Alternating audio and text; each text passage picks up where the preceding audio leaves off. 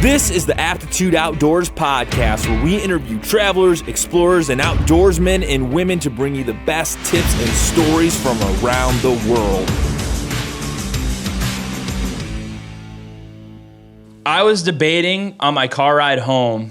I was saying, should we call this the Aptitude Outdoors Podcast or the Outdoors Aptitude Outdoors Podcast? Or you could just call it, the problem is that my name's already in your name because basically just condense it and it's the Aptitude Outdoors Podcast. Yeah. But, works. So a little backstory, scrolling through Twitter, see this podcast called the Outdoors Podcast, and I'm like, that's sweet. I have an outdoors podcast. Run into you, AJ. I'm like, hey, dude, I listen to your podcast. Let's hit it up because we have a lot in common. It's crazy. Like listening to my podcast and your podcast is like listening to the same podcast. We have a lot in common. It's pretty weird. This could be a 6-hour podcast, but I think, we're going to set a hard out. So, hey man, why don't you kind of like tell me some of your like backstory, and then I'll give you some of my backstory of like how you got into the outdoors stuff, because for a lot of people it doesn't just happen. You don't just like wake up one day and you're like, outdoors are sweet. Yeah, and this is going to be fun because although I'm a big talker and I love to tell stories, I've only done 13-ish episodes of my podcast, and so most of the episodes I've done have been interviews with my friends and people that I've met. And so I'm trying as much as I can to focus the episodes on, their experiences and their stories.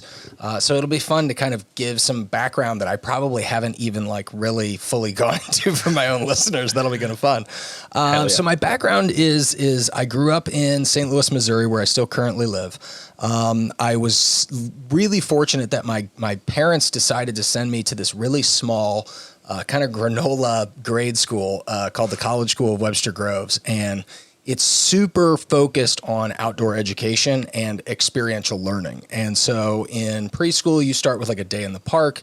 And then every year that you get older, they add like a night to the annual camping trip. And then there's all kinds of other stuff that they're doing leading to these camping trips. But I mean, in 5th grade, you spend the night in a cave and don't see light for like 36 hours.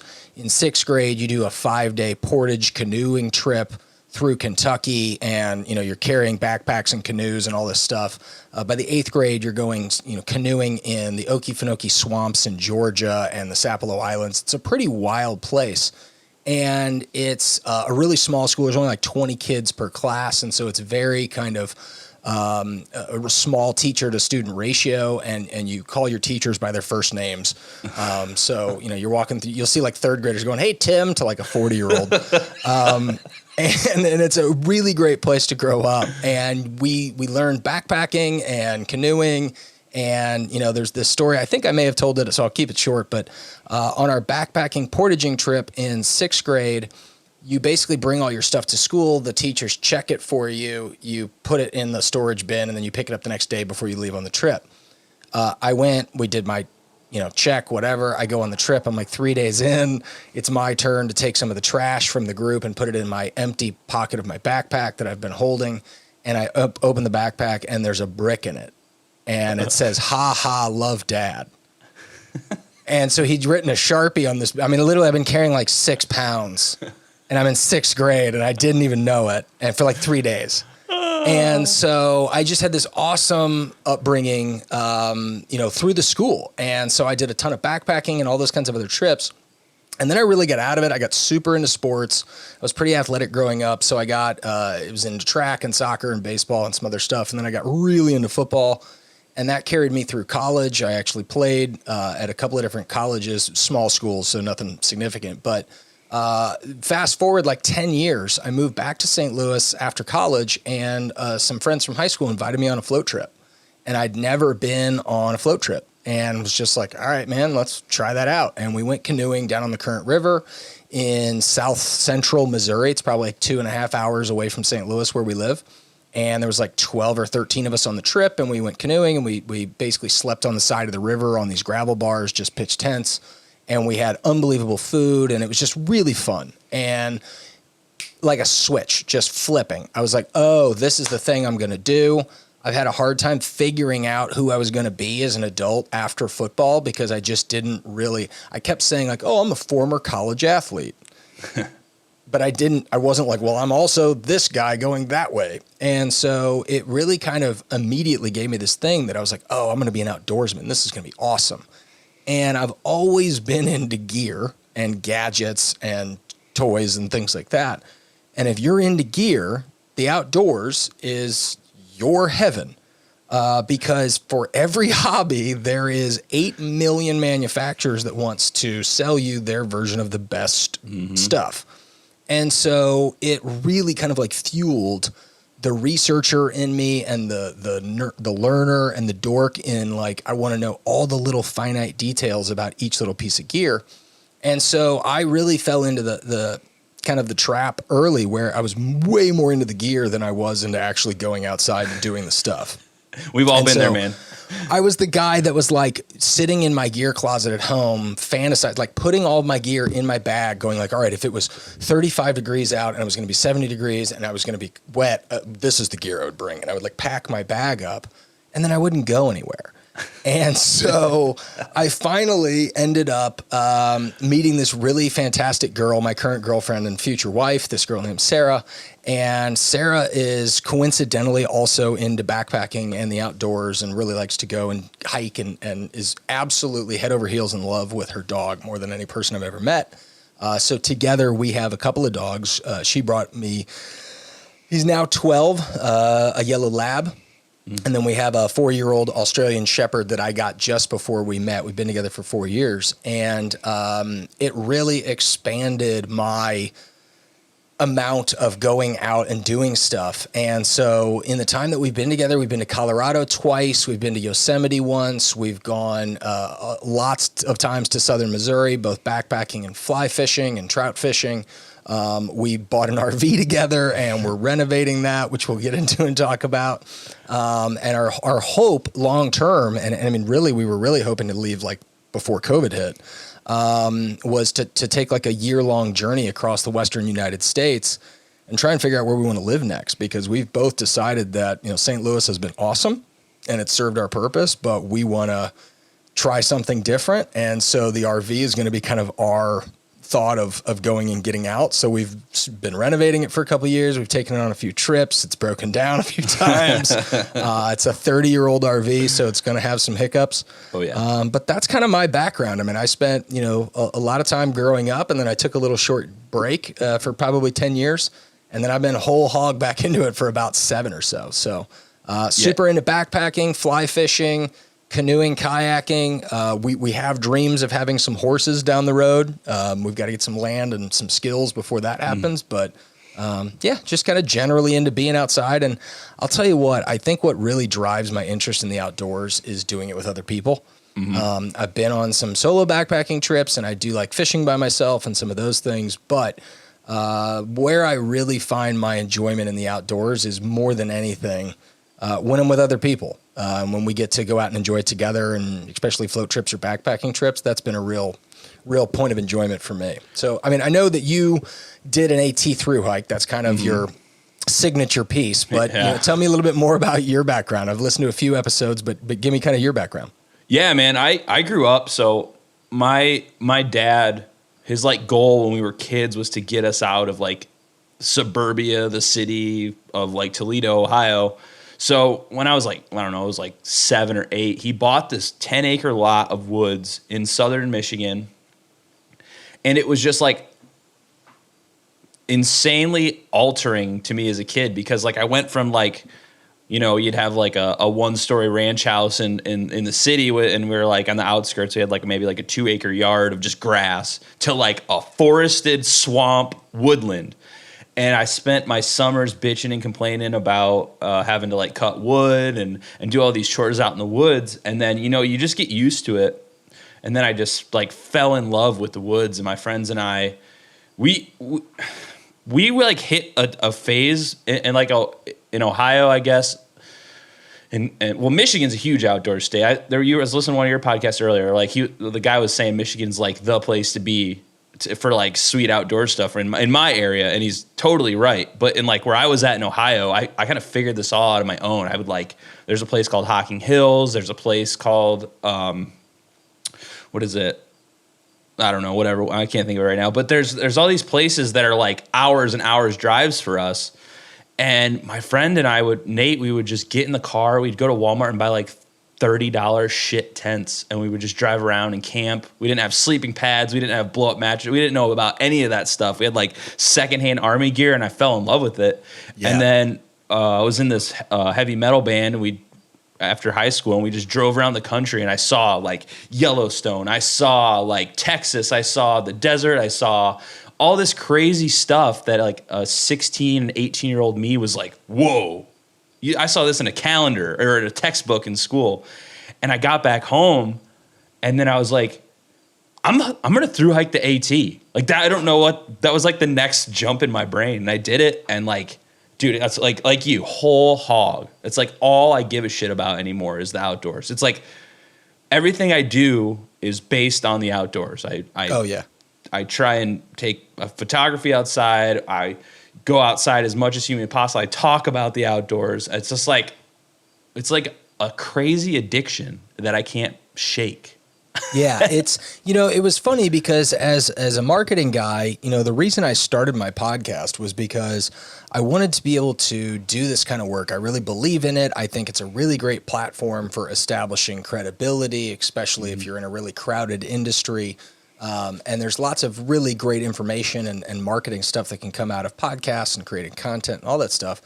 And so I really was trying to encourage clients and people to start moving in that direction with their communication strategies. Mm-hmm. And everybody was like, well, yeah, but you don't do it. And I was like, that's a real valid point. And so I decided, I was like, you know what? I'm not totally sure that like being a marketing consultant is what I want to do forever. So let's build it on something that I want to do forever. Like if I'm going to have to do this to prove the point, then let's just do it on something that you really, truly enjoy, because then you'll actually put in the work and effort.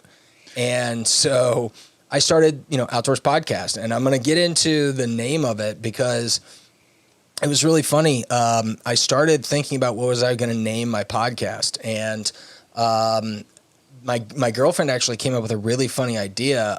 Do you cuss on your podcast, by the way? Fuck yeah. Okay, cool. I just want to make sure. I cuss a lot, but I wanted to be like respectful of your audience, depending on how you do this. So my girlfriend was like, you should call it, she basically goes, my girlfriend's a lot funnier than I am. And she was like, the way I see it, there's two kinds of people in the world. There's people that shit in the woods, and there's people that don't. So you should call your podcast Shitting in the Woods. And I was like, I really like that idea. I'm absolutely going to do that. And so I went, and the domain name was available. And I was like, weird. Okay, I'll check that out. And then I started looking, and I was like, the Twitter handle's taken, and the Instagram handle. There's literally an Instagram handle for all of you out there called Shitting in the Woods. And it's just photos of people's trousers down around their ankles in gorgeous outdoor spaces. It's actually really amazing. I'm going to look that up. Credit to them. It's actually a pretty fantastic channel. They're not super active, but I was like, they do enough that I knew I wasn't going to be able to sneak the domain name away from, I wasn't going to be able to get the handle from them without like paying for it. Yep. So I can't remember how Outdoors Podcast came about, but I was just like, there's no way. And I looked, and this is only like 3 or 4 years ago, and outdoorspodcast.com was available. How? I don't know. What the shit? I was just like, oh, okay, well, there's the name. Get done. I was like, it's super hard to find, because when I tell you, the problem is when I tell you go search Outdoors Podcast on Apple, you better know what my logo looks like. There's 1,000. Because if you don't, you're going to have to filter for a long time before you find me.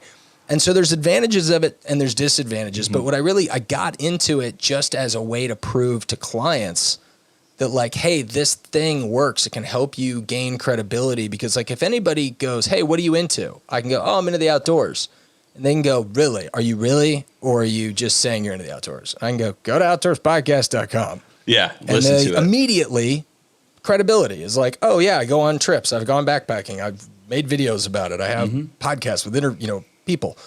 And so I was basically just trying to encourage clients to do the same thing.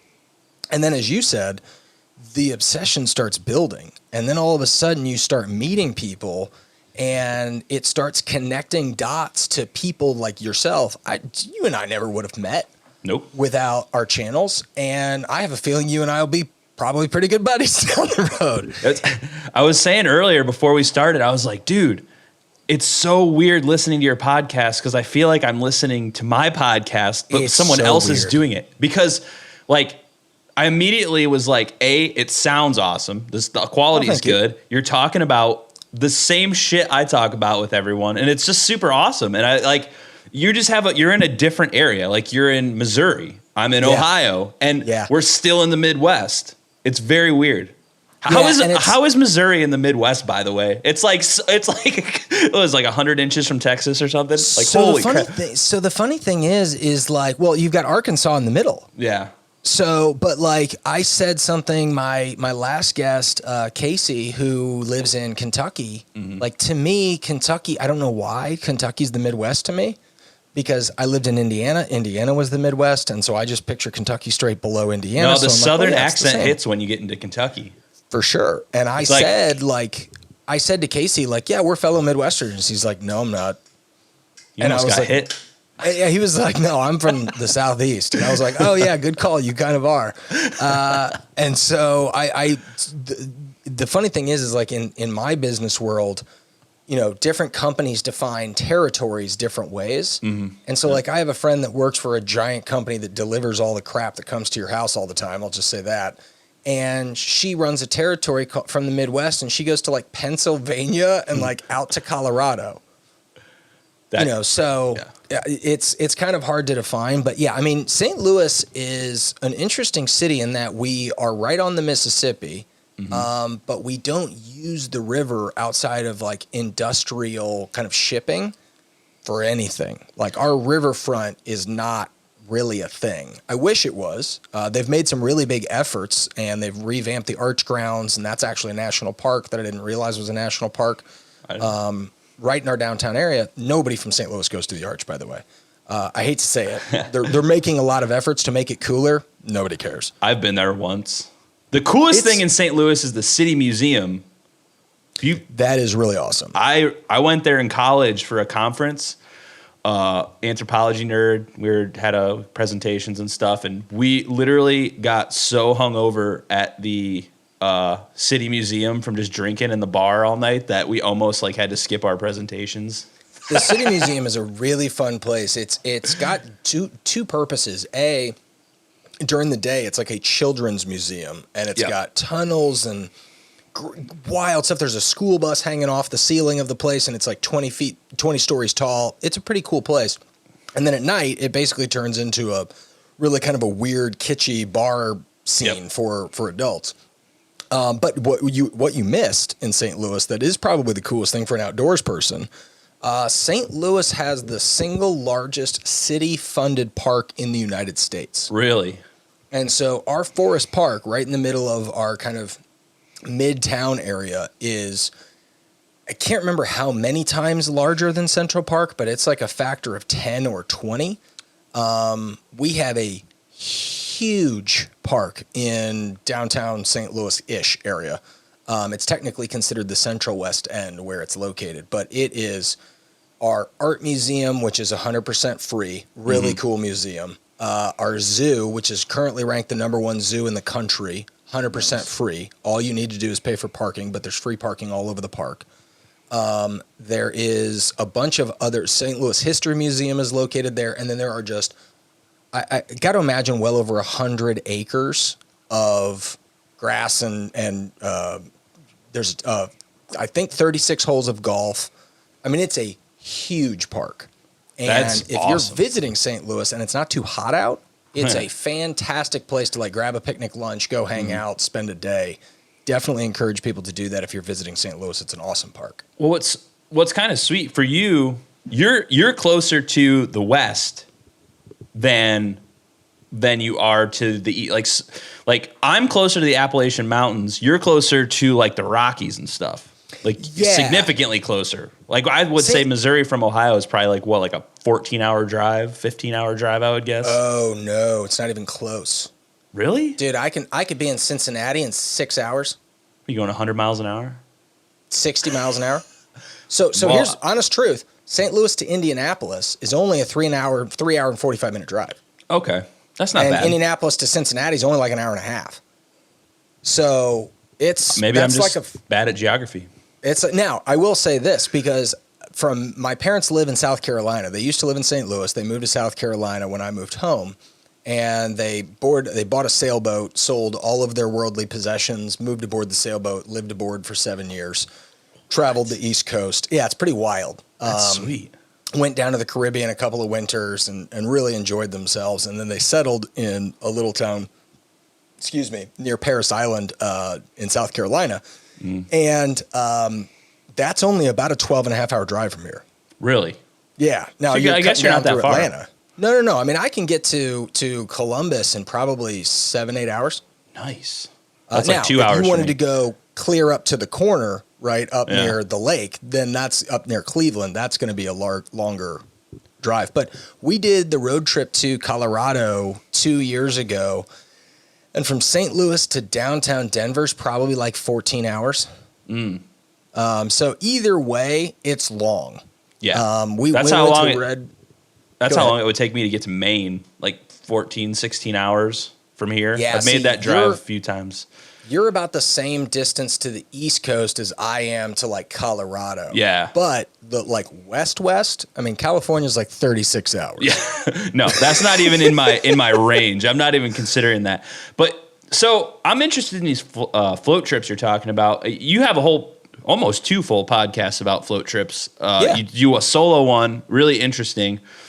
It sounds awesome because around where I live, within a few hours, they have stuff like that. But where I live specifically, the river here is like very underutilized. It's starting to get up. It sounds like how the Mississippi is for you. Like it's this huge resource right in the middle of your city, but like people aren't using it recreationally, I guess. And the same river here. I mean, the Mississippi, when you get to St. Louis, granted, is, I mean, hundreds and hundreds of yards wide. Huge. And you can't get in it unless you're in like a legit motorboat. Like you wouldn't go kayak in the Mississippi. And so I'm not saying that like water sports should be downtown or anything, but like we should be utilizing the waterfront as an attraction, as some sort of overlook, in my opinion. I'm not in politics, nor do I want to be. So, but when it comes to the rivers that we go floating on, you're primarily talking about like the 11 Point, the Current, the North Fork of the White River. There's a few kind of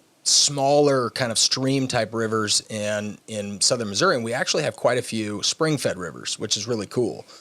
So in the summer, you have really cool waters, which is great because they hold a lot of fish. So we have really great trout fishing and smallmouth bass fishing in Missouri. But the float trips are really great because you're on a piece of water that's probably, I would say, somewhere in the range of 50 or 60 feet wide, maybe a little bit wider in places. Most of the time you're in between 6 inches deep of water and call it 10 feet. I don't think you're ever in really super deep water. Yeah. And most of the time you're in 2 to 3 foot deep water. So you're in waist deep. And it's crystal clear, so you can see everything. And you're thinking about a St. Louis summer, right? I'm sure it's pretty similar in Ohio. We've got really hot temperatures. We've got really high humidity. So a lot of our summers are, 95, maybe 100 degrees for a month or so. I'm visibly sweating right now. It's nightmare. So it's a really great way because my backpacking season, I don't know about yours, it's done in the summer. Like I'm not a hot weather hiker. I don't like the bugs. I don't like dealing with danger noodles very much. We don't have those up here. Yeah, we've got a bunch of them. We've got timber rattlesnakes and we've got or diamondback rattlesnakes and we've got copperheads out the wazoo. And so I pretty much just cut my backpacking season off during the summer, and I was like, man, I really want something to do, which is where fly fishing came in. But previous to that, dude, you get 6 or 8 of your buddies, and everybody, 2 people per canoe. You throw your stuff in dry bags. You can get them at Walmart, just the roll top kind of vinyl bags. You put a cooler of beer and a cooler of food, and you paddle for 6-8 hours a day. You normally cover like 10 miles a day. And for us, they've got these great canoe companies that are all over southern Missouri, and you drop your car off. It's typically like $40 a day per canoe. So you're talking like $40 a weekend for each canoe for the guys. And that normally includes a shuttle service to whatever drop-off point up the river you want to be at. So you drop your car off, you go 2 stops up the river, 20 miles, you float 10 miles, that hits you to, kind of a pull-out. You camp just north of it in that evening. And that way the next day you can hit the pull-out, you get some more ice, you get some more beer, you dump all your trash, you get your next 10 miles, you hit the pull-out, jump in your car, and everybody goes home. That sounds awesome. It's unbelievable. So it's like super, so great. Super clear, super clean water, kind of like unbelievable.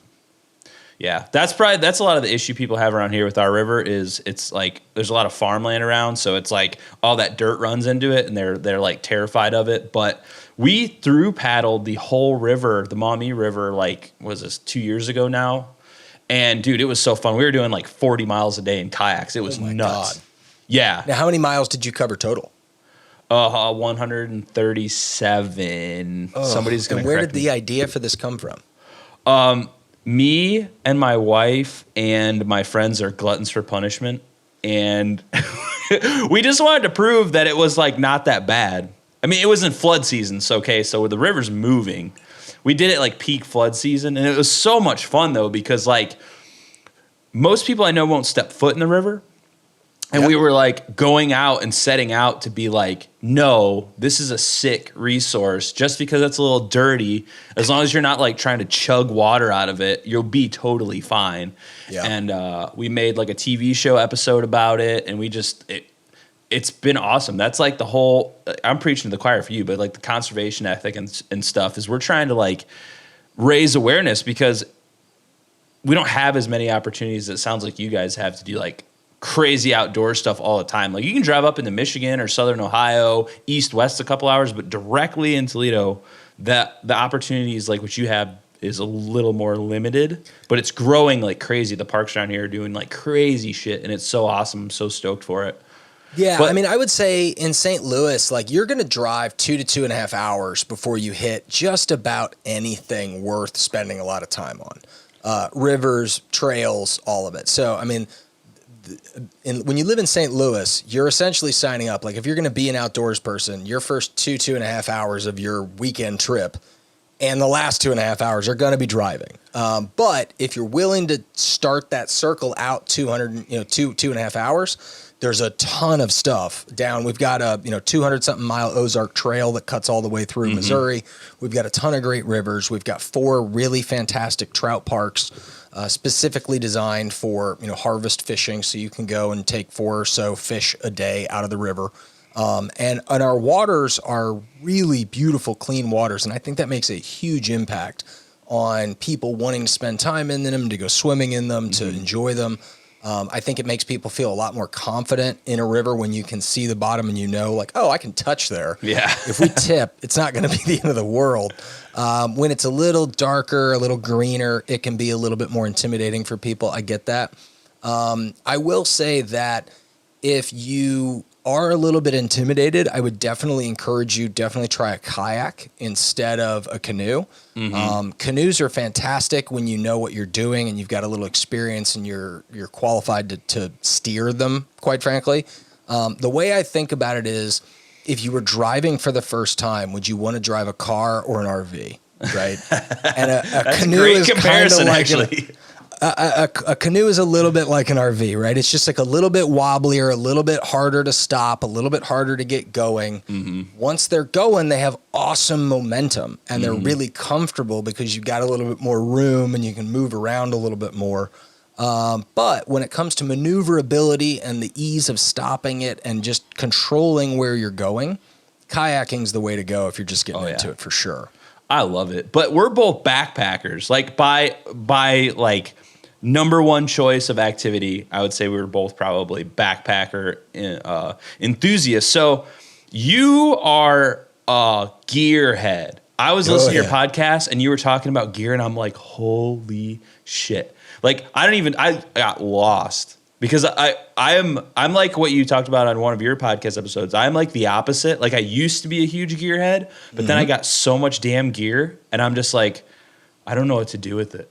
I have so much. Yeah, and I think that's an evolution for most people. And what I've always tried to figure out is that I think most people, like, so for example, footwear, do you wear boots or do you wear trail runners? Trail runners. Okay, perfect. You feed right into my hypothesis, yeah. right? So pretty much all backpackers end up wearing trail runners, right? Like, especially if you end up sub 20 pounds on your base weight. If you get into the more lightweight stuff, you're pretty much going to end up in trail runners. You're going to end up walking through the rivers versus taking your shoes off or protecting your boots. It's just the evolution. But for some reason, even though when you go on YouTube or you listen to podcasts, if you watch people that are experienced, they all end up there. Mm-hmm. But for some reason, the newbies don't just skip all the stuff in the middle, myself included, and they go to the heavy boots, and they're going to keep their feet dry, and they're going to take them off at every stream, and they're going to carry an extra set of water shoes, and their backpack's going to be way too heavy, and they're going to bring way too much stuff. And for some reason, we all go through that evolution. And then I think most of us end up with like, you know, a 10 to 15 pound backpack, maybe a little bit more, maybe a little bit less, depending on how crazy you get. And most of us settle on probably some pretty similar stuff. But there's a huge evolution in the middle.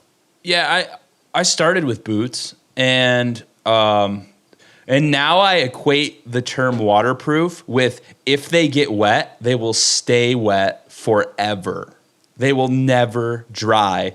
That's what waterproof means to me at this point. And trail runners are so much more comfortable. But you're also super huge into hammocking, and that's something. I mean, I've have experience with hammock camping. Tent camping, but when I go backpacking, generally my wife and I go together. So, like you and your girlfriend, do you hammock separately, or do you? Yeah, we do now. So I've got a podcast coming out next Tuesday with my buddy Ed Kimmel that we met through a group hammock trip, and we kind of talk a little bit about this. But basically, you can hammock under the same tarp. There are even a couple of hammocks that are specifically designed for it. There's a company called Dutchware Gear that makes a hammock called the Chameleon, and then they also make a suspension system called the Beetle Buckles that are specifically designed to basically put about a 3-foot spreader bar just between the head end of the hammocks, and that way you can hang on one set of trees. Because normally what you're trying to do is find basically like a perfect square of trees that you've got 2 trees right close next to each other, and then you can be close enough where you can kind of talk and see each other, but you're still kind of under your own hammock or your own tarps. Mm-hmm. You end up spending so much time looking for those perfect trees that you get annoyed with it, and then eventually she just goes, I'm going on my own. And my girlfriend's a little bit unique. So my girlfriend has a diagnosed sleeping disorder where her brain does not interpret sleep as efficiently as ours does for rest. And so she just sleeps a little bit more than your average person. And so if we're in the same structure, I'm typically disturbing the hell out of her. She's getting mad at me. So actually it works out really well for us that like I have my own thing, she has her own thing. If we're out west, she's typically the one with the bear mace. She's like, you can get eaten, I'm going to be cool. And so we probably should have 2. But, you know, it took about 2 times of us trying to hammock together to where she was like, peace, dude. I do not want you near me anymore. She made that decision for me. And ever since then, we've both been really comfortable just sleeping like that. The one thing I think I lack a lot on my podcast is gear. I don't talk about it very often. So what would you say is like unlimited funds, unlimited resources, custom whatever? If someone wanted to get like the sickest hammock setup that ever existed, what's your recommendation? Because you're all about it. Yeah. So, you know, and the funny thing is I've kind of fallen off of like being as obsessed with that as I used to be. I've really kind of shifted to the fly fishing side of things. And it's not because I'm less interested in backpacking. I'm still super into backpacking. I've just kind of found the setup that works really well for me. Mm-hmm. And I haven't found it to be lacking in anything. So I don't really dig too deep into like continuing because I'm like, all right, I got the stuff I need. I can go. I don't need to spend more money on that. I can spend more money on other stuff, equipment, fly fishing gear, microphones, stuff like that. Also expensive. I have never found a cheap hobby. I don't know what it is. Everything I get into is expensive. You sound like my wife. Yeah. The deal is right now, until my girlfriend has a ring on her finger, I'm not allowed to buy anything over $100, which is hard. You might as well just quit the outdoors. Yeah, everything costs $100. So to answer your question, if you really wanted to get into like the Cadillac, Rolls-Royce, upper echelon of hammocks, I think there's probably 2 or 3 companies that most people would look at. There's a company called Dream Hammocks that is probably, if I really had to put one at the top of the list, it's probably Dream Hammocks. Okay. It's a cottage vendor. It's really typical in the hammock backpacking industry, is a lot of kind of like small mom and pop shops that are doing stuff in their garage, or they've got a shed, a little pole barn. Maybe they've got a tiny little place with like 2 or 3 employees, but it's not some big conglomerate. Most of the stuff's being made as you order it, and they've got a lot of customization options. So with Dream Hammocks, like you can literally pick the color of the thread that they use to stitch each side of everything they do.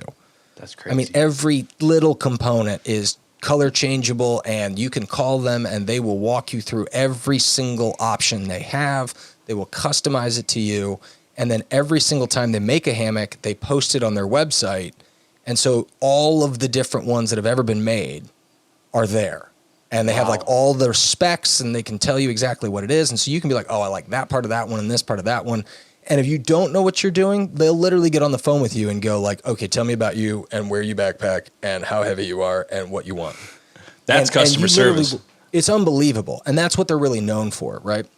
There's another company that I mentioned earlier called Dutchware Gear that they make a huge selection of accessories and materials. They do a lot of like DIY stuff, so you can kind of buy kits from there if you're more into kind of like sewing the stuff yourself. They make a hammock called the Chameleon, which I'm a big fan of. It's probably a $300 hammock. The Dream hammocks are probably somewhere in that same kind of range. I'd say they probably start in like the 100, 150 range and then go up to 300 depending on how many options and features you want. And then the other thing about the Dream hammocks is like they're currently on about a 7 or 8 week lead time before they start making your hammock. So plan ahead. Yeah. If you're planning a trip in like 2 weeks and you want a Dream hammock, they have some stock of like available, normal stuff, but it's pretty few and far between to my understanding. Dutchware Gear, I think, keeps a little bit more stuff kind of readily available in stock. But they do you can order a Chameleon almost as custom as you can a Dream hammock, I think. I think you can make a lot of different, option selections. But here's the funny thing. So I own an Eno double nest hammock. The like $60 REI, Classic. budget classic hammock that everybody and their brother has. I own a $200 custom made different lay, because most people lay from like left, feet right. Because when you lay in a hammock, you don't lay straight down the middle of it like a banana. You actually lay on a diagonal, and when you do, it actually kind of flattens you out, so you don't lay in a curve. And most people, for some reason, just more comfortable, they put their head on the left and their feet out to the right. I sleep the opposite direction. And so when I ordered this hammock, I had to have them custom make it to basically switch it. And mine's double layered. It's got a bug net. It's got all these pullouts and shelves and all this stuff. And it's a great hammock. It's made by a company called War Bonnet, and they make both of my tarps. Really cool cottage manufacturer. They make everything by hand in Colorado. It's really high quality stuff. I personally found myself getting a little claustrophobic with the bug net up. And very rarely am I going backpacking when there's bugs.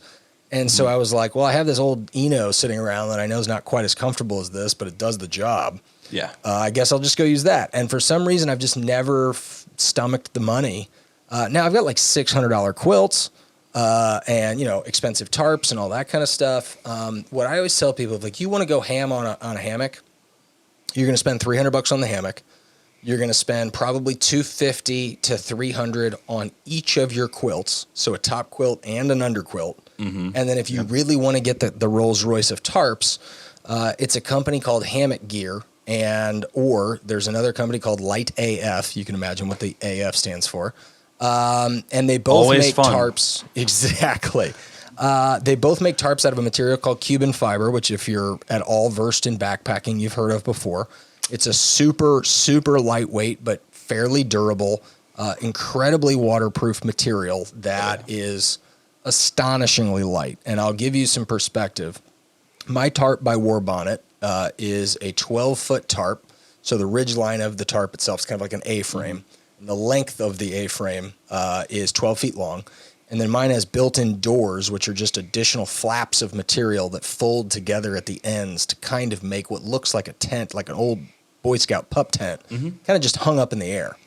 And that tarp itself is made out of a 20D sil poly. It's really thin, lightweight material. I think my tarp is like 22 ounces. If I had the same tarp in Cuban fiber, it would be 9 ounces. Yeah. And my tarp's pretty lightweight. So Cuban fiber is some wild stuff. So if you really wanted to go Cadillac, you'd get, or Rolls Royce, you would have a Cuban fiber tarp from either Hammock Gear or Light AF. I like Light AF's new cut. They've got kind of a different cut on theirs that I think seems pretty cool. You'd probably either get a Dream or a Darien hammock, a Dream hammock or a Dutchware Gear hammock. And then if you went with tarps, you'd probably go with either a company called Hammock Gear. Jacks Are Better is another really good one. And then one of the most popular ones lately are some companies either Enlightened Equipment or what's the last one I'm thinking of? Loco Libre. All four of those companies are really good cottage manufacturers. They're all made in the United States, and they're all really, really high quality. They're all going to be expensive quilts. Okay, on the flip side, someone is like, I want a hammock. I got $200. Yeah. So here's what I would do. I would go out and get it depends on where you live, right? So if you have access to like an REI or a local, outdoor retailer of some kind, go out and get an Eno. They're great hammocks. They're a little shorter than most. Like I think an Eno's like 9'6" or 10 foot long. And ideally you'd want an 11-foot hammock. They're a lot more comfortable. That's the one thing I do regret about not getting rid of my Eno and getting a longer hammock to be more comfortable. But get an Eno hammock. They're great. Put a sleeping pad in it. It's going to be annoying and you're not going to sleep as well as you would with an underquilt. And then just use your sleeping bag. Yep. And throw your sleeping bag in there. You're probably going to have a hard time getting into it right. So maybe just leave it unzipped down the side and use it more like a top quilt. But don't let the fact that hammock camping can be really expensive prevent you from going out. So my first setup was the $75 Eno jungle tarp, I think it was called. And it's like a 11-foot ridge line. It's 4 feet wide on each side. It's super small. It's thick material. It's heavy. And you get almost no coverage. And I had an Eno double nest with the standard Atlas straps where you just hook in carabiners and it's really easy. They're cheap. And then I just took an old sleeping bag and a sleeping pad, just stuff that I had at my house. And eventually I bought a top quilt because my sleeping bag was pretty heavy. Mm-hmm. And then eventually after that, I got tired of using the sleeping pad because they kind of slip around and they're not quite all up on your shoulders. And I got an underquilt, and it took me 2 years to slowly budget and buy my gear. But it's been really great to have. And now that we have 2 sets, my girlfriend has a set of quilts now too. I can use both and layer them, and it gives me way more versatility for weather, right? So instead of going out and buying another set of 0-degree quilts, I'm just taking both of our 20s, and between the 2 of them, 2 on top, 2 on bottom, I can go way below 0. That's the cool thing with backpacking. Kayaking, no matter what way you go, is going to be pretty expensive because the kayak itself, unless you're going to Walmart and getting a piece of shit $200 kayak that's going to break in a month. Kayaking generally to get into is pretty expensive. I paid $1,000 for my kayak and it's just an okay one. You're paying $120 for a paddle, and then you got dry bags. I mean, you're talking about a $2,000-$3,000 investment. on the lighter end, you can get into backpacking for like $500 or $400 if you really go like cheap and like not high end gear, and then you start building over time. I mean, I'm on the opposite. Like when I went through hike the Appalachian Trail, I had no backpacking experience, and I researched the living shit out of it, and then I got high-end lightweight gear because I knew I would be gone for 6 months. So like I feel like the average backpacker probably starts out like just acquiring stuff here and there, and you see people with the sleeping bags that are like 1.5 foot around strapped to the top Coleman. Of their bag. Yeah, like you can do that, but you can do it for cheap just to start. There's so many options. My girlfriend did Glacier National Park with her best friend. They road tripped there from Missouri in a BMW Z3 convertible. So like the smallest Miata little size car you can get. They did 4 days and 3 nights of backpacking through Glacier and some like pretty rugged terrain. And she used a 25-liter Ozark Trail backpack with a $30 Coleman sleeping bag strapped to the bottom of it with like bungee cords, and took sunflower seeds and beef jerky, and had like a piece of junk tent and tarp and hammock, and it all fell apart, and they ended up getting like hailed and rained on, and she lived.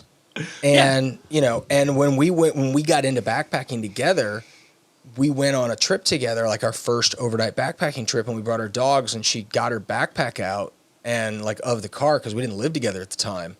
And I was like, what is that? And she was like, it's my backpack. And I was like, right, but where's your backpacking backpack?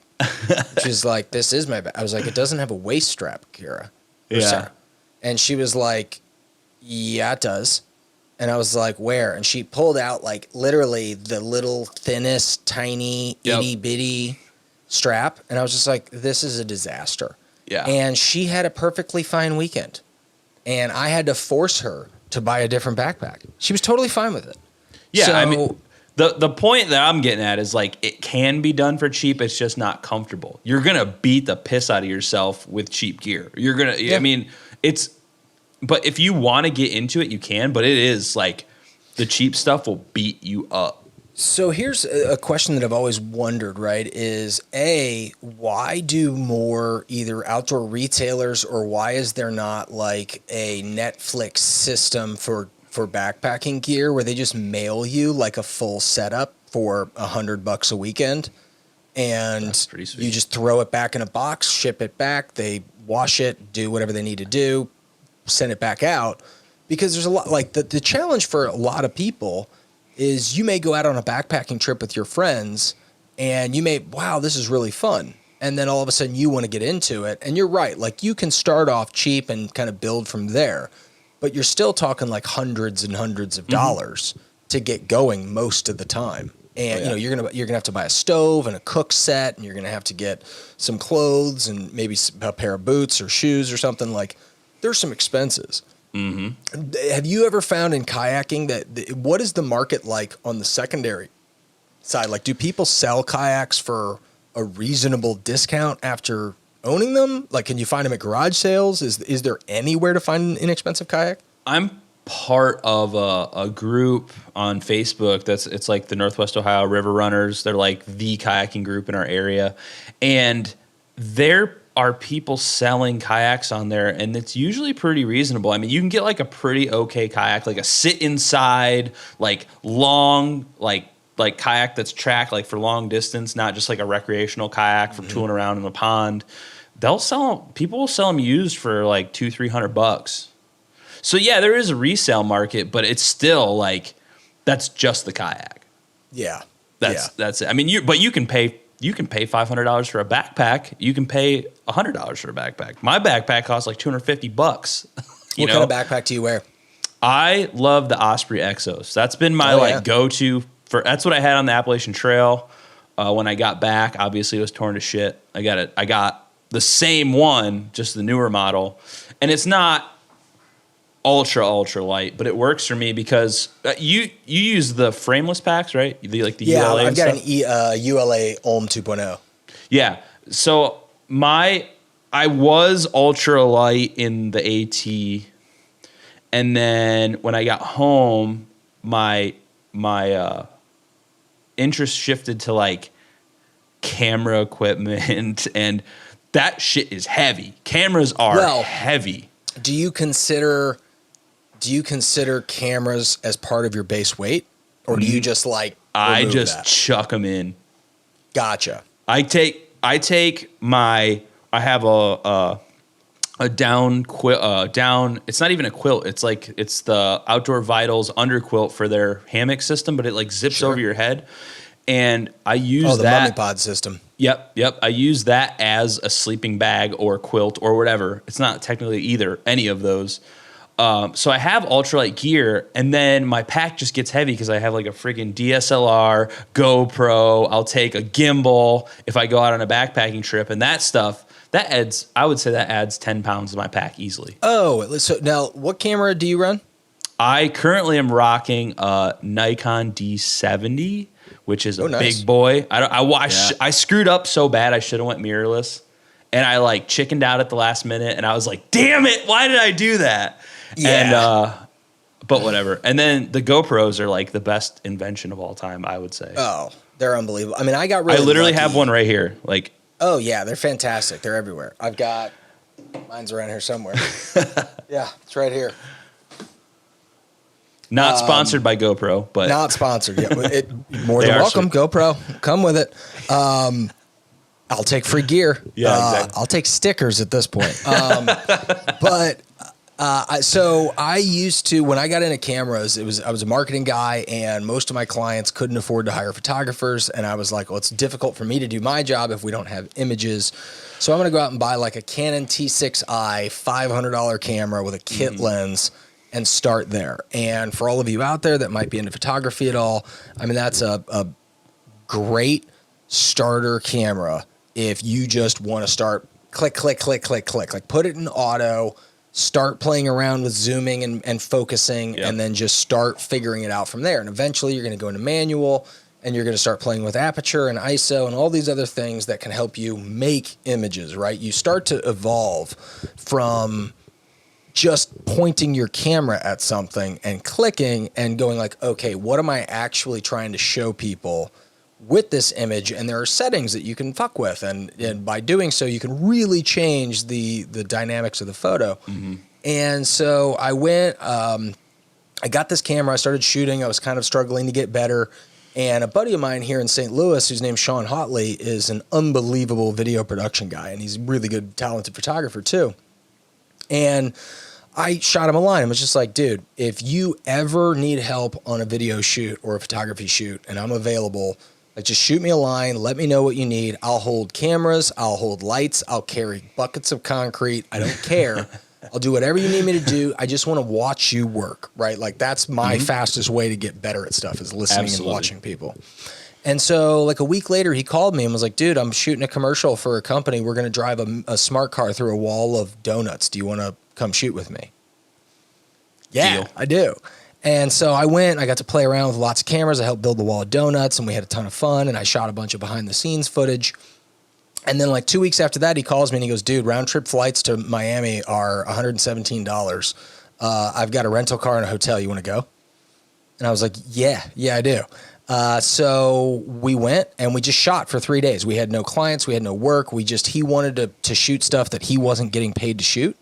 And so we just went, and he let me play with a bunch of his cameras and his lenses. And he was a Sony guy at the time. He still is at the current moment.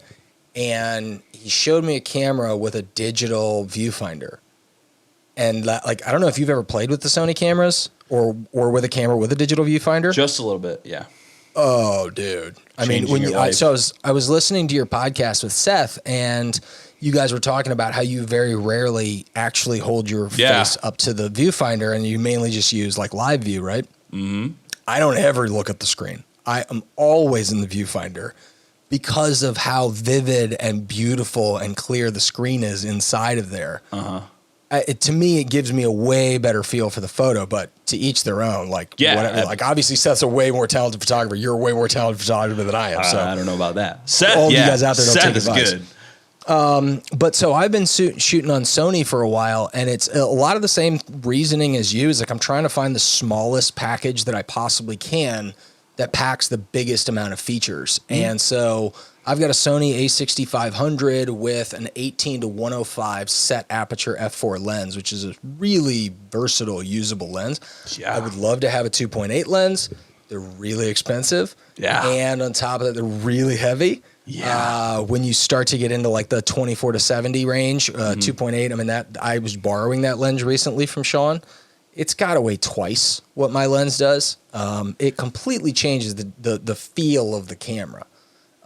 So, you know, dude, if you're carrying 10 pounds of gear, so you're carrying gimbals on backpacking trips. Yeah. I go hard, man. Whoo. Now, what gimbal do you use? I just have a gimbal for my GoPro. Oh, so the gotcha. GoPro Hero 7, which I have like 3 of them, that you can get a gimbal for like $80. And the smooth like settings it has already are like amplified. It's like the craziest shit of all time. It's See, like for like vlog stuff. like, because like the hyper smooth stabilization that the GoPro, I've got the 7 as well. Like it's really good on its own. Do you add not the feel gimbal? that's good enough? No, you add the gimbal and it's like, Yeah, it's crazy. it's like flying. It's like flying a drone. It's like on glass. Gotcha. Yeah, it's amazing. But like, yeah, I am, if I go in the backcountry anymore, it's always with camera equipment because this is what I do. I podcast. I'm on social media, like flies on shit, man. Like I just love interacting with the people out there that are into the outdoors. Like that's how I met you. Like For sure, I think it's a super awesome resource for the outdoors community. And like, you know, nature photography, amazing.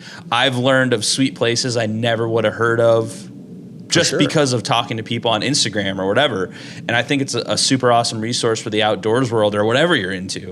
Fly fishing, like there's a huge fly fishing community on Instagram. It's enormous. And so this is always a question that I was really interested to ask you, and that I'm interested to talk to a lot of other adventurers out there that are creating, right? Because a huge component of getting outside for me, and one of the big things that I realized on that float trip, that first one that I went on, is that it's the disconnect for me, right? It's the fact that I can turn off my email and I can turn off my phone. And I'm not worried about Instagram and I'm not worried about creating stories and all these other things. But at the same time, I want to capture the weekend for a story, like to make a video, a trip report or whatever. Do you find as big of a need to unplug when you're getting outside? Because I have a difficult time balancing, like how much time do I spend away from a camera and how much time do I spend setting up audio equipment and playing with cameras and like doing the whole thing? Well, it depends. I mean, there is trips that I will go on where I am not focused on that as much. Like I'll take my camera, I'll take pictures. But for me, it's like, I love doing this. So it's not like a chore, like filming stuff and talking on if I do a podcast, like one of my goals this year is to do a podcast with one of my buddies out on the trail, like go do like a 3-day hike and do like a podcast out there. And that's like, I just enjoy it. Like you hit me up or I hit you up and whatever. And we're like, hey, you want to do this? I'm like, yeah. Cause I'm stoked. Like I love doing it. So like I'm weird in the fact that a lot of people go into nature and try and get away from technology.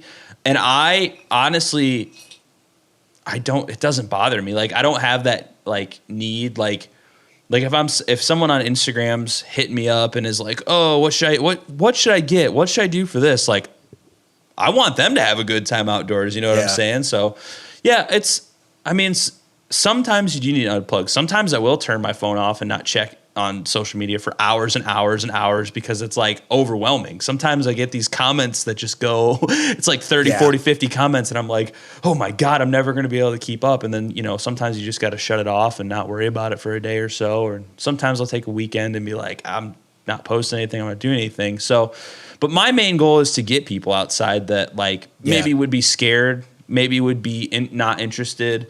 And like, that's why I do what I do. I absolutely love it. Like, I'm not bullshitting, like I'm here, I'm doing this because I know there's people who are scared to go outside. They're scared of bugs. My brother-in-law is up in the most beautiful spot in northern Michigan right now. And he says he hates it. And I'm like, I'm going to slap you. He sent me a picture of like Lake Superior. Like it should be on a calendar. And I'm like, how is this suck? So like, I want to bring make it a good experience for people in the outdoors. That's like my main goal. I would imagine, and I'm really kind of very much in line with you, right? Is like, I want to try and remove a lot of the barriers and make people feel a lot more comfortable, like jumping in and trying something. Yeah. I love the fact, like one of your quotes or some of the things that I've seen from you, and I could not agree with you more, is that people are not going to care about conservation until they have a really good time outdoors and until they can go outside and just flat out enjoy themselves. Mm-hmm. Without being like, oh, well, there's this and there's that and there's all these things and you know, that kind of stuff gets in the way. And I've got like legitimate OCD. And so I am big on like cleaning my gear and making sure everything is like tidy and neat and put away. And one of the things that the outdoors will teach you is like, sometimes that shit just doesn't work. Like sometimes your gear's just going to blow around and it's not going to be pretty and it's not going to get dry. And you just have to throw wet shit in your bag. It like, it will break down the things that you believe are like sacred to you. Exactly. And just be like, nah, I'm going to do it my way today. You're going to have to just eat it. And I appreciate that. Like, I like the humbling factor of the outdoors. Dude.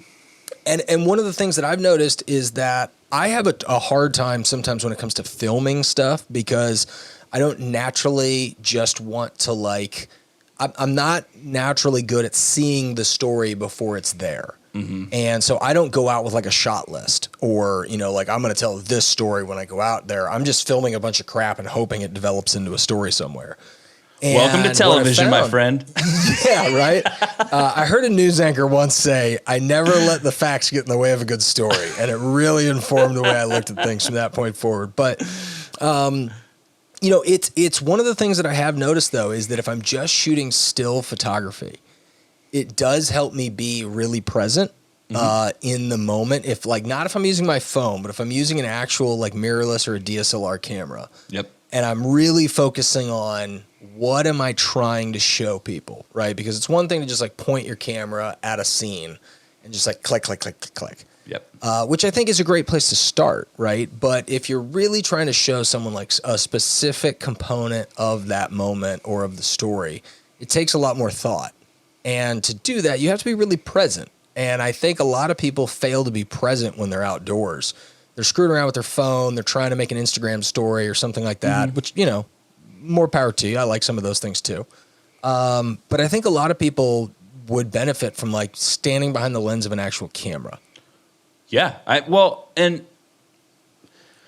it's tough. I mean, you see a lot of stuff. Like, believe me, I wish I could go and stand on a peak of a mountain and get 20,000 likes, but it's just not going to happen. I mean, look at me. People that have not seen me yet, what the hell? I look like a caveman. But like, I think you've got the right look. I think you look a lot more outdoorsy than I do. I got like a dad fishing shirt on or some shit. I don't know what I'm doing. That's outdoors, man. Yeah. Now, what you do need, though, is a pheasant. Oh, now that's badass. You need that guy. That's Howard. Is that yours? Did you get that? No, that was my girlfriend's grandfather's, I think. Yeah. So one thing that I wanted to touch on, too, is a lot of the, like your podcast and mine, we're like general outdoors. Like we'll talk hunting, we'll talk fishing, we'll talk camping, backpacking, kayak, like everything about the outdoors. And that's important because I feel like it gets segmented so much. Like, this community of the outdoors is so against hunting because they're vegans, or these people are so against this because they don't like the way people are using the outdoors for the camping. And I get people a lot will comment like, oh, I'm just so pissed off that people are littering outside. And I was like, that's what I'm like. There's so much segmentation, and I think it's a bigger picture because like me, like I personally love hunting. Like I killed that deer right there in the background, if you can see it, like across the street from my house, like outside this window directly in front of me, and I ate the whole damn thing. Like, and you have a very similar ethic with me. Like if I can't eat it, basically, I'm not gonna kill it. You know? Yeah, sure. And that's a good ethic, I guess. Like I don't know What's kind of your thoughts on hunting, fishing, and why do you love all of these things? Because it's life-changing. Yeah, I mean, I think I have a fairly balanced approach to most things in life that I'd like to think. I mean, I think my parents gave me a pretty good upbringing to say like, hey, you really need to look at both sides of the argument and understand both sides, and then also understand that you probably come from a very different set of circumstances than the person that may not feel the same way that you do. And so therefore to pass your judgment of their activity or their, behaviors or whatever is just like, you don't know where they came from. You don't know what they were taught growing up. So, who's to say that you're right or wrong? So, my next door neighbor is a pretty avid hunter, and he and I are really good buddies. And, I don't do a ton of hunting. I'd like to do some more hunting. And he has been a really good advocate for me. He's been, because if you don't grow up hunting, and if your dad or your uncle or somebody that's close to you isn't into it, it's kind of a difficult thing to get into. I didn't. Oh, I didn't grow up hunting. No. Okay, so then I'm going to hear your story here in a second about how you got involved. And Richie's been great. Richie was episode, 5 or 6 of the podcast, but definitely check his episode out. But he has basically just been like casually inviting me to stuff. So like he recently just said, hey man, I got a text. Hey, the big nature conservatory in southern Missouri just opened up for public land hunting. I'm going to put in for some permits. It's a 3-4 guy system. So if I get one, I can bring a couple people. It's November 1st is the opening day of pheasant season. And I was like, I've never been deer hunting. I've never been bird hunting. I've never hunted anything. I've just gone fishing, but I want to do some of these things. And he's like, this would probably be a cool way for you to kind of like get into some stuff. It's not as intense as some of the bigger animals, and it's not as, labor intensive. It's not as resource intensive. I think you'll enjoy it. And I was like, okay, cool. I'm going to go do that.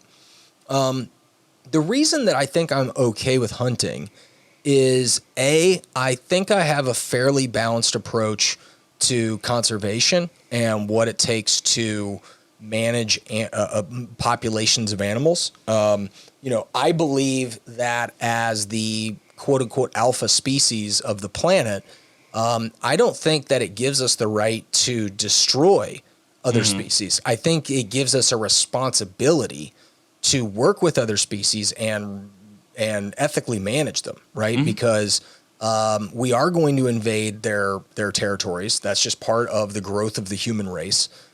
So we can ignore the problem or we can do something about it. And I think that where most, I've had lots of arguments with gun owners or with, anti-gun people. And I'm a fairly pro-gun guy. And, nobody can ever answer look, if there was a magic wand and we could just erase all of the guns from the planet, would I think that that's maybe a good thing? Sure, maybe. There's no magic wand that can erase the 350 million guns that are in the United States. So to play pretend they're just not going to exist anymore, I think is unfair and unrealistic. Well, I think the same thing about animals, right? Like, okay, we can just not kill any deer, but you're going to play pretend that they're not going to die, right? Because I got news for you. Animals die one of 3 or 4 ways. They starve, they die of dehydration, they get eaten by something else's face, or they freeze to death. That's like basically the 4 ways that most animals, like mammals, die, right? It's bad out there. It's bad, right? You're going to get eaten, you're going to freeze, you're going to starve. So if one of those 3 things is the way you go out, to me, a bullet or an arrow is just as humane.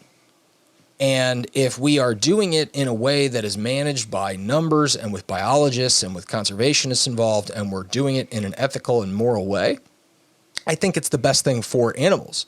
I really do. And I wish that more people would get into the practice, because I think it could reduce our dependency on factory farming.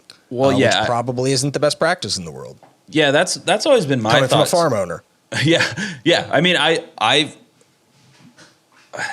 it's hard for me to reason with someone who will be so against hunting, and then they'll go and they'll buy chicken and beef from the store and this. Like, I do it too. I can't catch enough deer to get me through a whole year.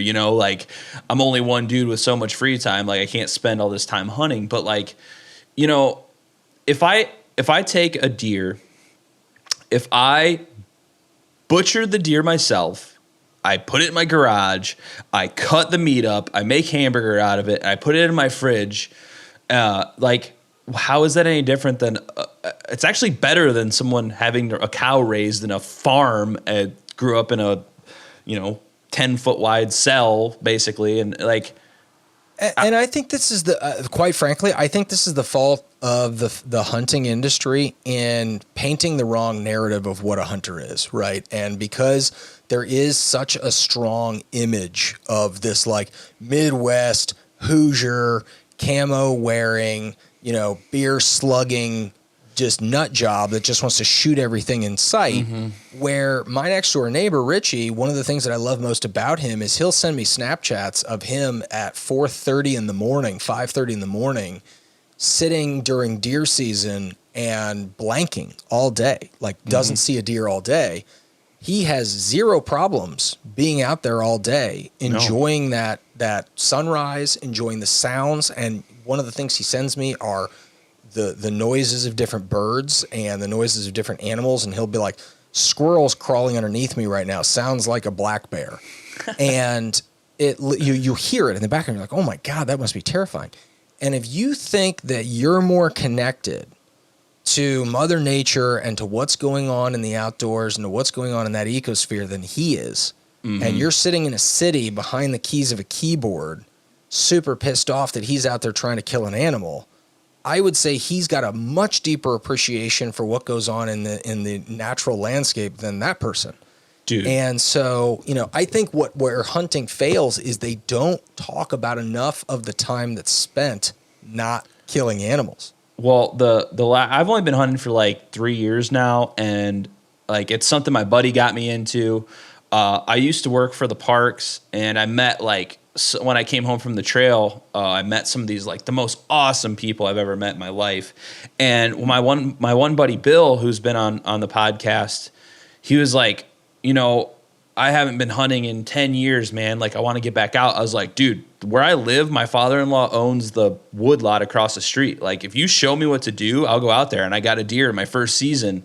And it changed my life, dude. Like I literally, I think it's the coolest thing ever. I got into archery because of it. It extends the season by months and months. It's like if you think archery is easy, like you go on there and watch Cam Haynes like nailing like 200-yard shots, like you're out of your mind. Like hitting 20 yards is brutal when you start, and then you start I have getting this like debate with my friend Jason all the time. He thinks it's so easy, and I keep telling him it's gotta be harder than you think. It is brutally hard. I mean, I've spent 2-3 years at the archery range, and I'm just now like maybe getting good at hitting like a 40 to 60 yard target. No joke. Now, have you gotten professional instruction, or are you just trying to figure it out on your own? My buddy Bill is a professional instructor. He taught me everything. Oh, no joke. I mean, I started with a piece of shit bow that he gave me, and then I sold it and bought like $1,000 like bear bow, and it's like night and day. But I'm saying it's just like backpacking, that progression. Like you get addicted to it, and then you realize like your chances get better. And like you said on one of your episodes, like, man, if you think hunting is free food, you're out of your mind. I spent more money on hunting equipment than backpacking equipment. Like, holy shit. Oh, easily. And I mean, on top of that, like if you think that a backpacking trip is going to be a fun vacation, like you're signing up for a lot of work. Like not only are you walking a long ways, like camp chores can be labor intensive. Mm-hmm. If it's really cold outside, it can be difficult just maintaining your water. There's lots of little things that take a lot of work, and it seems like every time I come home from a backpacking trip, I'm just beat to hell.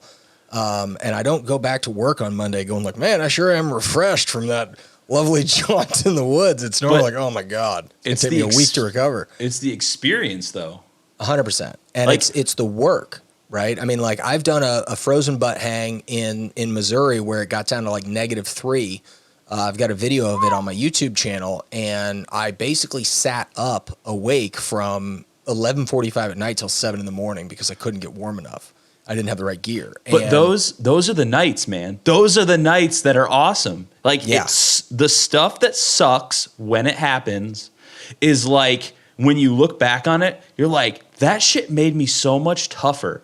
And like I never claim that the outdoors is always fun. Like I've done 30-40 mile loop trails, and like I've been the last 3 miles back to the car, my legs are in agony or my feet hurt. Death. But like, it's not about that. It's about the experience of like, yeah, sometimes you wake up in the middle of the night at 3 a.m. and there's a bear. But dude, I woke up at 3 a.m. and there was a fucking bear. That's so cool. Like, or like you see stuff, you sit on a log at the end of the day exhausted and you're eating, you know, ramen or whatever you pack, the ramen bomb. I know you're a fan of the ramen bomb.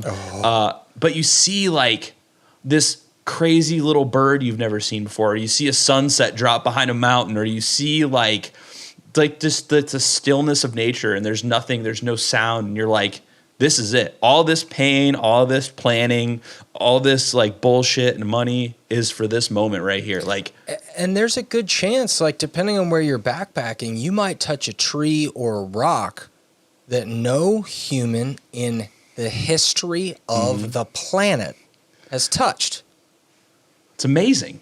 That is wild. I mean, to me, that is the coolest part, is that you have no idea who's been there before you, what's going to come after you. And there are these incredible landscapes out there that very few people see. You know, when Sarah and I went backpacking in Yosemite, there's this place called Artist Point. And I want to say that Ansel Adams took some of his photographs from there. I can't confirm or deny that, but I believe so. And if you've ever been to Yosemite, the place that everybody wants to go is Tunnel View. Obviously, you know, Half Dome and El Cap and all that stuff. But like, the view down the valley of Yosemite is this place called Tunnel View. And it's an absolute madhouse of cars and people and everybody trying to take the same photograph. And about 1.5 miles up the trail from there is this overlook. And nobody goes there. Yep. And I can't quite figure it out. And Sarah and I went there, and I'll send you some photos. I got some photos on my website. I have these unbelievable shots of Yosemite Valley, of Sarah and I, and of just the valley floor. I took 30 seconds of video just so I'd have a backdrop so that I could green screen stuff. And we didn't see another human being for 1.5 hours. Beautiful. We're like 1.5 miles away from thousands of people just going bananas. And that little 1.5 mile walk that nobody else is willing to do because it's pretty much straight uphill gives you complete solitude. And this just silence over Yosemite Valley. And you just see this unbelievable vista. And we got there on a day where it was like just overcast in the right way, where you had this beautiful diffused light over the entire valley. And it was, I'll show you the photos. It doesn't look real. It looks like we're standing in front of a backdrop. Jesus. It was that perfect. And there's those moments that just hit you. And you just go like, oh, you can't see this anywhere else. You have to do this. You have to come here. And that's, for me, that's what it's all about. I will suffer for that because it's so rare anymore that we're getting that. And it's like, that's what I do it for. But I just looked at the clock and I called it. We've been talking for so damn long. Oh my God. Before you go though, I do really, I want to hear, I love hearing everyone's like craziest experience in the woods. Like if you had to think of like one memory that was like, this is the craziest shit that's ever happened to me. Like I love it because I have a couple and I'm always like, I want to hear other people's because. Yeah.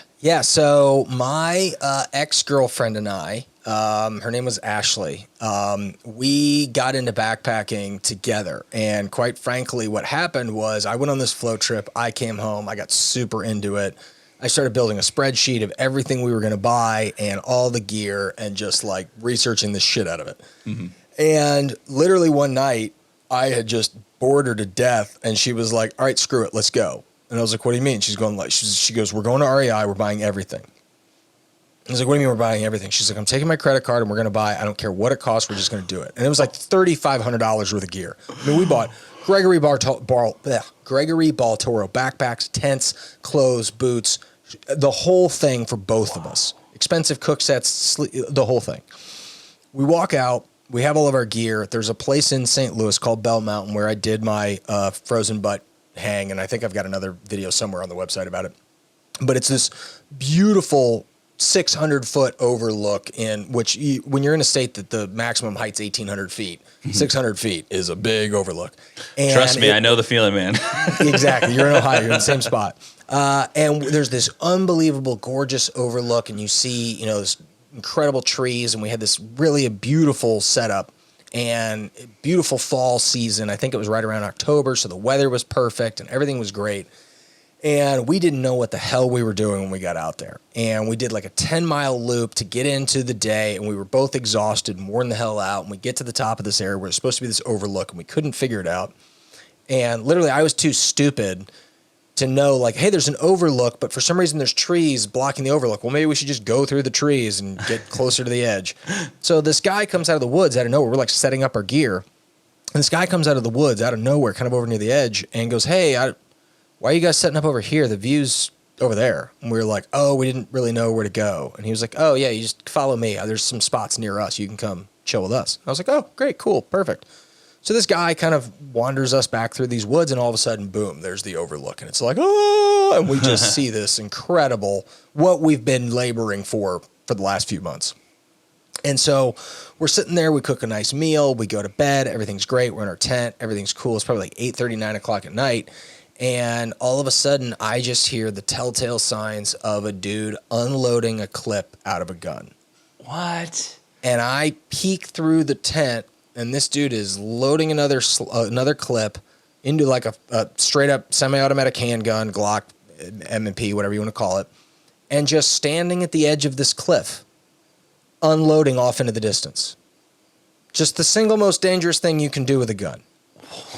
Right? And I have a friend from college whose 3-4-year-old son was killed by an errant bullet in the outdoors, like Jeez. In front of his dad. So I'm very pissed off about that kind of stuff. Yeah. Like I'm a gun advocate, but only if you are a good gun owner. And this guy clearly is the worst kind of gun owner. Yeah. And I'm thinking, oh my God, this guy's drunk and we're going to get killed. And literally as he finishes the last bullet, I hear his girlfriend go, Jared, calm down, come over here and have another shot of Fireball. Oh my God. And we're 25 feet, 25, maybe 30 feet away from them. Like there's some hedges and some bushes separating the two of us, but it's like two campsites right next to each other. Why and would I'm just you do thinking that? This guy's going to forget we're there and just turn into the woods and just start unload. I'm like, we're going to die in our tent tonight. And the guy, like the way we were laying, he was kind of behind my head. And I'm just thinking like this thing's going to come through my shoulder and we're 10 miles away from the car. And if anything happens, we're completely screwed. And my girlfriend at the time was like, we got to get out of here. We got to get out of here. And I'm like, yeah, but we can't pack up all of our stuff at 9 o'clock at night and just like boogie down the trail. They're gonna be like, what the fuck where are you guys going? So we just stayed there. And then all of a sudden the dude just goes, screw this, I'm leaving. And he just wanders off into the woods. Oh my God. I never heard another word from him. And she and I just sat there like, just like borderline paralyzed until we essentially just fell asleep like an hour later out of not knowing, like never heard from him again. And 7:30 the next morning, we woke up, they were gone. Yeah. Never heard another peep from them. They were gone. Like the whole campsite was empty. They were gone. They'd packed up and left. And I never heard another word from the guy. Dude, that's First backpacking trip. That's one of the things that you always laugh about when people are like, oh, there's bears out here. I need to bring a gun. I'm like, bears are your least concern, my dude. It's idiots like that are you're much more like that you should be scared of. And that's probably a rare occurrence. How many times have you been backpacking since? Like, yeah. And I mean, look, when we started backpacking, I was freaked out about bears and I looked up the statistics and I could be completely off. So somebody correct me if I'm wrong, but I think the statistic that I looked at last time was like, there's 26 bear attacks in the United States on an annual basis. It's super low. 90% of them are in the Yukon, right? It's like Alaska, Montana, Wyoming, like really rugged rural areas. Nobody really ever gets attacked in Missouri. And of the people that do get attacked, very, very few of them die. Now, granted, I think you may want to die if you get attacked by a bear. But I was like, if that's the numbers, the chances of it being me are so infinitesimally low. Yeah. And I've never run into another problem on the trail. That's the beautiful thing about backpacking is that most backpackers are incredibly nice, very kind, like helpful people. Sarah and I buried our backpacks under some trees in Yosemite because we were, and I'll finish with this and I'll let you get to your evening, but basically we were at a campsite. We were going to leave through one trailhead and then come through a different trailhead back to that campsite because we wanted to just see a different part of this trail. And we were going to be going uphill there and uphill back. And Sarah was like, why wouldn't we just leave our backpacks here and just go for the day hike and then come back? And I was like, all of our gear? And she was like, yeah, let's just leave it. Like, let's just put it behind a tree somewhere. And I was like, you just want me to take my backpack, like all my gear that I've spent all this money on and just stick it behind a tree somewhere and then walk away for 6-8 hours and come back? And she was like, yeah. And so we ended up doing that. And we buried all of our gear under a bunch of pine boughs and stuff, like 50 feet off of a trail. And I marked it with my GPS. And then we left one trail and we came back in another one. And sure enough, I was all there. Yeah. But I was freaking out the entire time that someone was going to steal our gear. And when I realized, when I got back, I was like, you know what? Backpackers aren't thieves. Yeah, who's going to carry an extra 30 pounds or whatever? And like, even if I saw somebody else's gear that had better gear, like, I just don't see backpackers being that kind of people. And I've never experienced that. I've never seen people screw with other people's campsites. It's never been a problem. So I don't know why that popped into my head. But I think if somebody would have come across our gear, they just would have left it there. More than likely, yeah. I've heard on the trail, I heard of people getting a few things stolen here and there, but it wasn't like all their gear. Like, you'd have to be insane to try and like hump someone's entire pack out while you have your own pack. Yeah. Like, well, the AT is a little bit of a weird spot too, right? I mean, there's so many people on it. Oh yeah. That I could see if you were desperate and you didn't have something. I heard about it one time. Yeah. In 6 months. So yeah. I mean, it's rare. I think backpackers by definition are really good at dealing without, right? Like, that's kind of part of the hobby. So I don't think it goes naturally for someone that's good at dealing without to take somebody else's thing because they want it so bad. Exactly. So, hey man, we're going on an hour and a half, 2 hours, but dude, this is fun. Appreciate talking to you, man. It was a really good conversation. We'll have to do this again sometime. I mean, we probably barely scratched the surface of all the stories we have to tell. So, on that note, man, I'll talk to you later. It's awesome. Dude, check out this your podcast. was a ton of fun. I appreciate it. Peace out. See ya. Hey, everybody. Thanks for watching this episode of the Aptitude Outdoors Podcast here on YouTube. If you can, please help us out by hitting that subscribe button. I want to give a huge shout out to AJ for coming on today. Super fun guy to talk to. Lots of great outdoors experience. His podcast is the Outdoors Podcast, not to be confused with the Aptitude Outdoors Podcast. So make sure you go down below in the links, go over to his podcast and check it out.